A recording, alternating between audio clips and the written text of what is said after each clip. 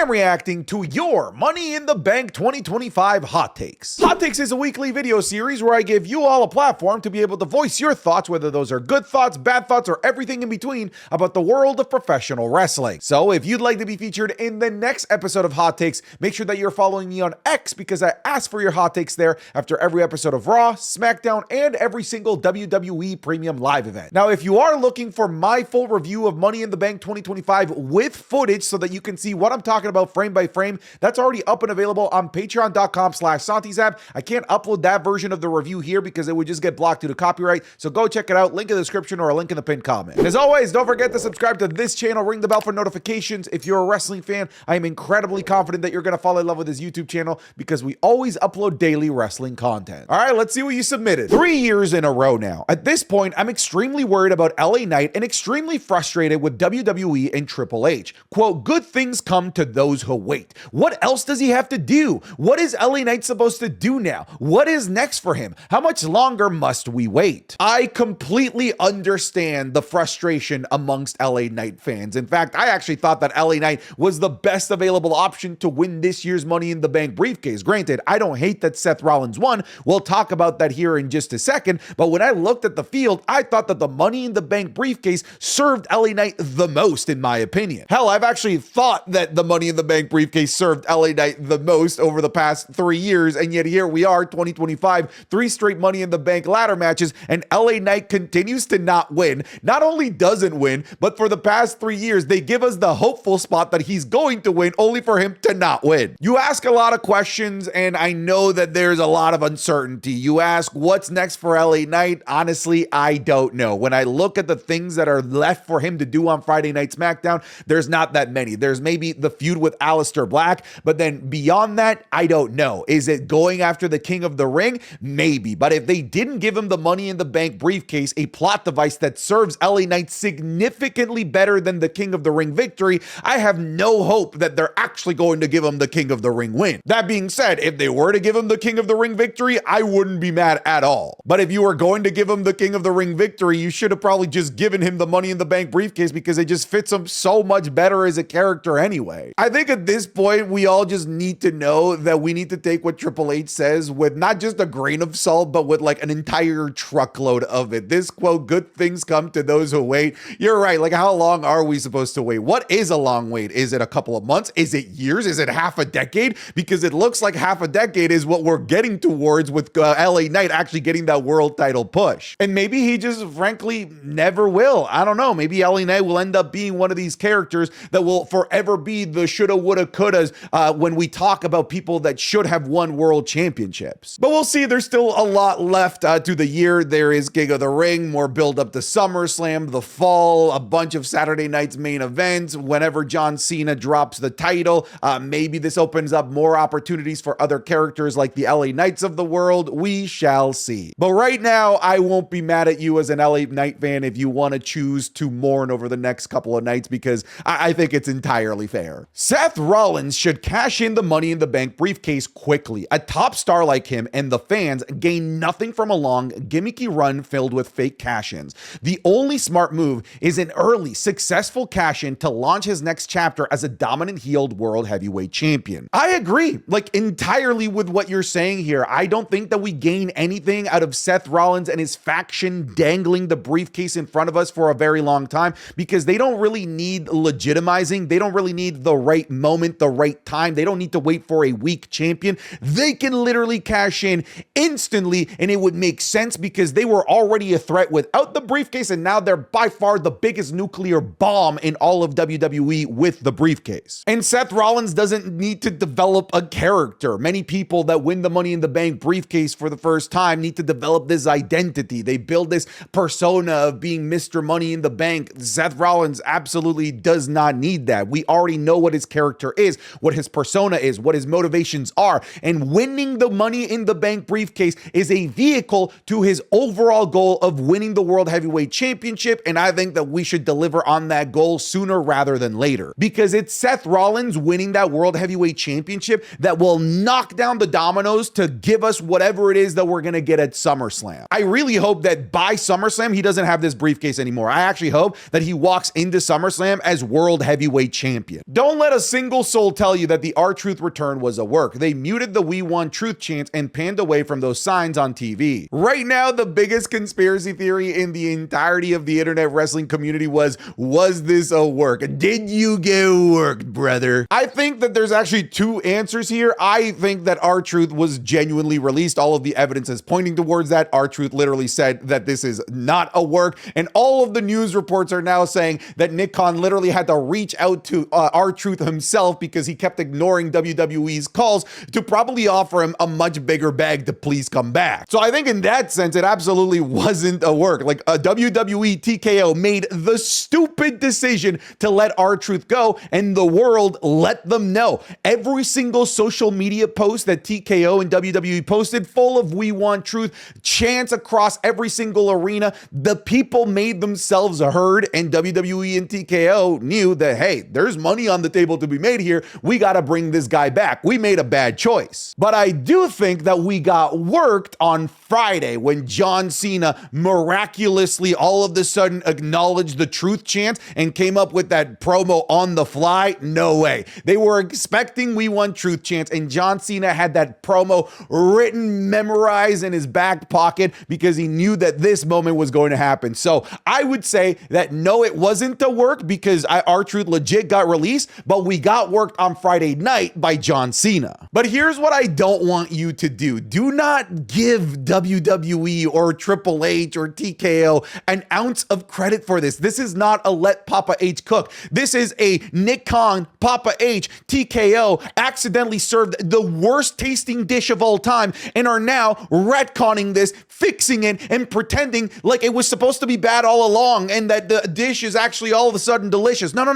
This was us. This was you. This was fans around the world that brought R-Truth back. Do not give WWE the credit for this. So here's again where I'll end it. We got worked by Cena on Friday, but this was absolutely, definitely not a work when it actually all unfolded. I'm just glad that R-Truth is back. Like, realistically, was it a work? Was it not a work? It genuinely doesn't matter. The most important thing is that R-Truth is back on our screens and we can now rejoice. The question is, what do we do now? People talking about, quote, it legitimizes his faction. It's Seth freaking Rollins. He doesn't need legitimization. You know who needed it though? LA Knight. There's some stuff with what you said here that I agree with and some that I don't. I agree that Seth's faction doesn't need legitimization, but I feel like if you're making the argument that the briefcase was needed to legitimize Seth's faction, you were in a different world, different realm altogether. That faction does not need legitimizing. That already is a scary, dangerous faction led by one of the most popular WWE superstars of our generation, a first ballot Hall of Famer, a WrestleMania main eventer. That faction does not need legitimizing. The briefcase wasn't to legitimize the faction.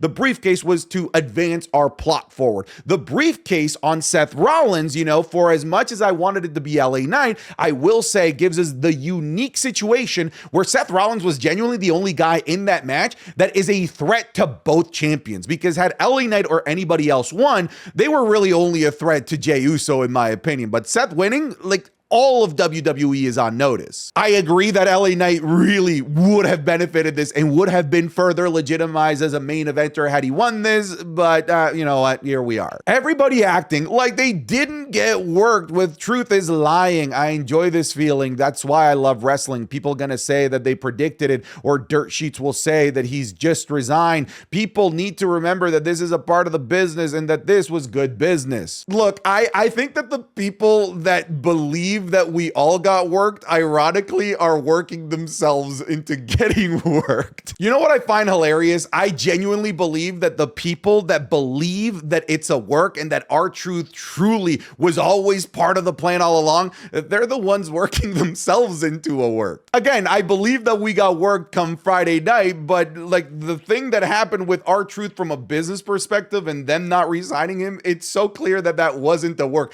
What like 10,000 IQ type of storyline would it be for R-Truth to lose his match against John Cena, the next following episode of Friday Night SmackDown basically not acknowledge it, get squashed in 2 minutes by JC Mateo, and then get reinserted into the John Cena storyline with absolutely like zero like build up to it? That doesn't make any sense. But hey, listen, if you want to believe that you got worked, if this is going to help with the fantasy of professional wrestling and is going to help you enjoy professional wrestling, who the hell am I to tell you otherwise? Who the hell is anyone else on Twitter to tell you otherwise? You get yourself work, brother. We all got work. Sure, go ahead, believe that. Because like I said, at the end of the day, it just doesn't freaking matter. Like what matters is that Truth is back. Mr. Iguana, the official GOAT. I have nothing else to say about this. This is just a fundamental fact. This weekend introduced the world to the greatest professional wrestler of all time, Mr. Iguana and La Yesca, and I want to see this more. In addition to having the best cash-in, Seth Rollins now has the worst Money in the Bank win.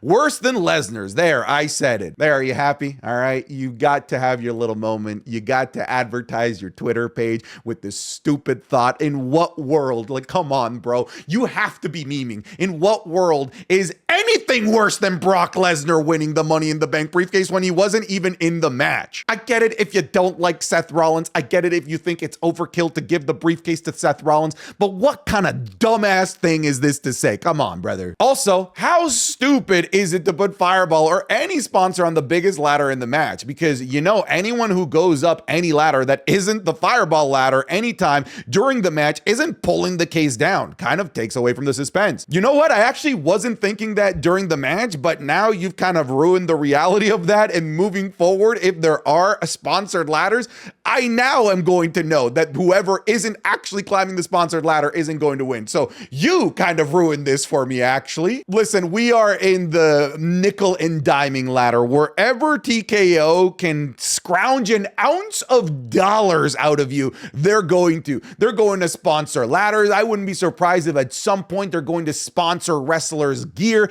It's going to get worse. And it started all with a tiny little Prime logo that I genuinely didn't think it was going to be a big deal. But little did I know that that was going to be the crack in the foundation for the entire freaking dam to break and drown us all in ads. We thought he was gone for good, but we were all wrong. The true GOAT of WWE has finally returned. Welcome back, R-Truth. I mean, Ron Killings. Yes, welcome R-Truth. So happy that he's back, but you mentioned the really interesting point here. He is back as Ron Killings. The WWE shop has him as Ron Killings. WWE Superstar page has him as Ron Killings. WWE social media is referring to him as Ron Killing. What does this mean? Maybe as part of his negotiation directly with Nick Khan, he negotiated to go back to Ron Killings instead of R-Truth. That would be kind of a baller-ass move in terms of R-Truth's negotiations, if you ask me. Getting to be called Ron Killings, a name that R-Truth himself owns, is brilliant if that was part of R-Truth's negotiations, because now, once his contract actually ends, and if they choose to not re-up him, now the name Ron Killings is out in the ether, and that is a name that he can advertise for his rap career, for anything else that he does outside of the WWE. I actually hope it's part of the negotiations. If it is, it's brilliant. But it also feels like now going by Ron Killings maybe means that we're going to get maybe more of a serious R-Truth. I hope it's not entirely completely serious, because what made us fall in love with R-Truth in the first place was the comedic character that he played, the amazing comedic timing that he had. So I hope that we don't entirely lose that, but I do think that for him to be a threat to John Cena in some capacity, we need that Ron Killings instead of just R-Truth. So maybe we might be getting a more serious version of R-Truth, and maybe Ron Killings, maybe he's the one to dethrone John Cena. Seen a lot of the Becky Hogan stuff around again. This was the right choice to win. This keeps it going. Now they can potentially add Bayley. Do you know how big a triple threat match with Lyra, Becky, and Bayley will be for that IC strap? It'll catapult that belt to the moon. Great match and better feud. I ignore the Becky Hogan stuff. I think it's kind of cool, actually, that Becky Lynch and the WWE have turned the Becky Hogan thing into a storyline, even if they haven't actually used the Becky Hogan moniker on TV, and they never will, by the way. I also agree this was absolutely the right call, because I'm being selfish, because I love the matches that these two have had. I love the Backlash match. I love the Money in the Bank match, and the only way for me to get more of this was for Becky Lynch to win. So Becky Lynch winning gives us more of this fantastic feud, more fantastic matches. Like you said, the possibility of now inserting Bayley into this, it just keeps a good thing alive. And Becky Lynch winning this title adds a lineage line to the Intercontinental Championship that makes this title feel significantly more special. I think that this was absolutely the right call in every single way, shape, and form. Babyface Jacob is here. He said it. He said the thing. He said, "I hate you," but he didn't say "solo." I feel like it was a missed opportunity. But hey, babyface Jacob Fatu is here. This guy's about to get pushed to the moon. I wouldn't be surprised if this guy maybe wins the Royal Rumble. I wouldn't be surprised if this guy wins the King of the Ring. I wouldn't be surprised if this guy is now main eventing WrestleMania, because he is so talented. He's such a great worker, both on the microphone, both in the ring, and clearly WWE see a vision in a future for this guy. I'm obviously maybe exaggerating, maybe like the mega push isn't happening just yet, but it's around the corner. This guy's about to become maybe the most over babyface in all of professional wrestling. This was the first WWE show that I've ever been able to see in person. At first, I was super nervous because I thought that the women's match would be the best in-ring of the night, but it just underwhelmed me. The night got crazy good later on, and the rest just blew me away, honestly. Yeah, the show really had like a build-up to it, right? Like it was just taking steps and getting better and better and better. I am disappointed and frankly just shocked that the women's match just wasn't very good. When I looked at the talent that was in that match, I was certain that this was going to be the best match of the night. I thought it had potential to maybe be the greatest women's Money in the Bank ladder match, and the tease that we had with the 6-woman tag match the night before made me even more confident in that regard. But I think that maybe there were a lot of things at play. The energy of the arena wasn't there because the arena was not full at the start of the match. We had a lot of people who was their first Money in the Bank ladder match.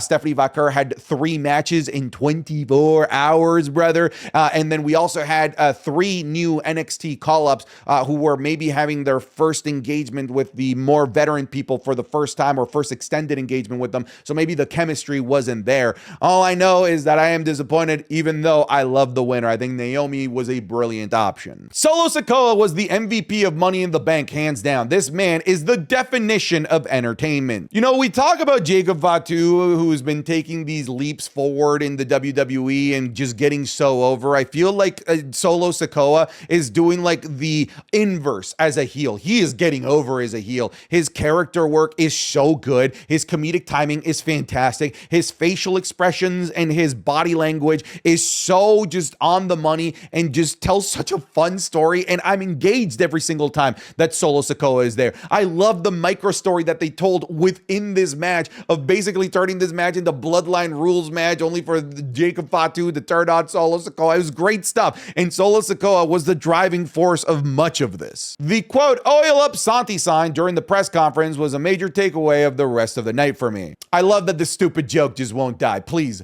let it die. Please stop bringing signs that say "Oil up Santi," and please stop putting these in camera center so that the entire world sees this. I just want this joke to die. I understand people are upset with Seth winning, but I think it's a safe move. Also, this leads to the question. One of them, will Roman stop Seth from cashing in his Money in the Bank briefcase, since Seth cashed it in on Roman, make it a full circle, and also give us Roman versus Seth down the line? I hope that when Seth cashes in, that it's successful. I thought that if there was a moment for Roman Reigns to return and cost Seth Rollins something, it would be to cost him this actual match. Now, I don't want Roman to return to cost him anything. I want this to be a successful cash-in.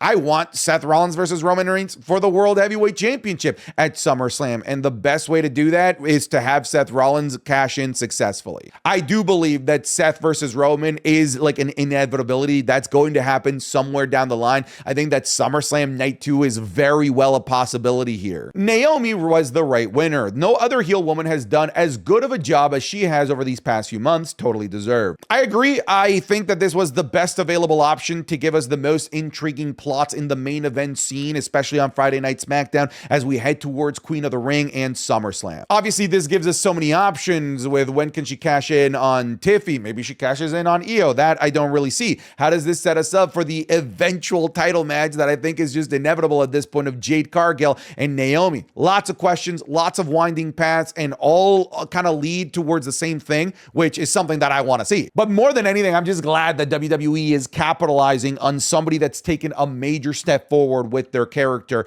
and really increased their ceiling of their overall worth. As I've said before, as a babyface, Naomi was always destined to be like the 5th or 6th most popular babyface, but as this heel character, she has the potential to be the top heel in the women's division in all of WWE, and the Money in the Bank briefcase can be used as a vehicle to really catapult her to that role. Despite the loss, Lyra has made the women's Intercontinental title important. Ever since she won it, she has definitely brought it on her shoulders with so much respect for it. She should be proud. Absolutely. She had a fantastic reign, even if the reign really got going after WrestleMania, and really if the good aspects of the reign was really just the feud with Becky Lynch, but it worked. I think that Lyra Valkyria as a workhorse in the first portion of her championship run was great. I thought that her great story-driven feud with Becky Lynch was fantastic, and I think she's going to go down in the history books as a fantastic first champion for the Intercontinental Championship belt. I don't think it's going to be the only time that she wins it too. I think that she eventually is going to win this back, and I think that she is going to be the poster child of this championship for a while until they inevitably decide to make the right decision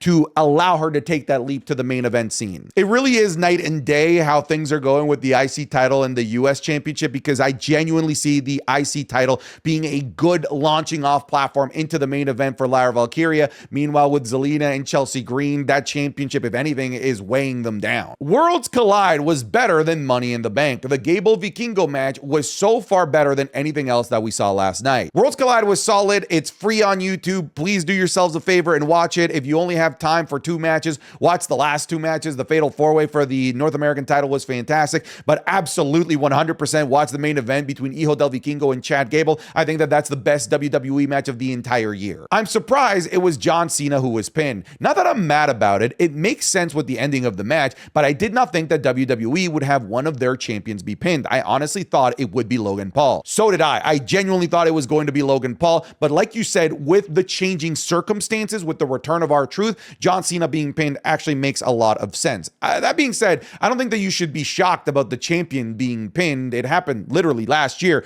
with Cody Rhodes, and you're a Cody Rhodes fan page. He literally got pinned as the champion by Solo Sikoa at this very show last year. But yeah, I went into the show completely certain that it was going to be Logan Paul that gets pinned here. Logan Paul, by the way, had an amazing showing in this match. We owe TKO/WWE an apology. Brother, if somebody robs a bank and then they're like an hour later, they bring the money back into the bank, do you apologize to them? No, they still robbed you. Why do you want to apologize to them? They made a financial decision that got rid of a crowd favorite, and now they realize that that guy can actually make money for them, so now they decided to make the financial decision to bring him back. They're the ones that caused the problem in the first place. Don't apologize to them. Nikki Bella's return announcement is pointless. Should have saved the pop, plus announcing this respectfully, I don't think will bring much eyes to an already stacked episode of Raw. I'm kind of with you. I think that you can look, but you can't touch. Pop on Monday Night Raw would have probably worked. I don't think that announcing it was the right call. I think that they should have had this as a surprise in some capacity. I don't know where she fits in the roster, by the way. What is the Nikki Bella plan?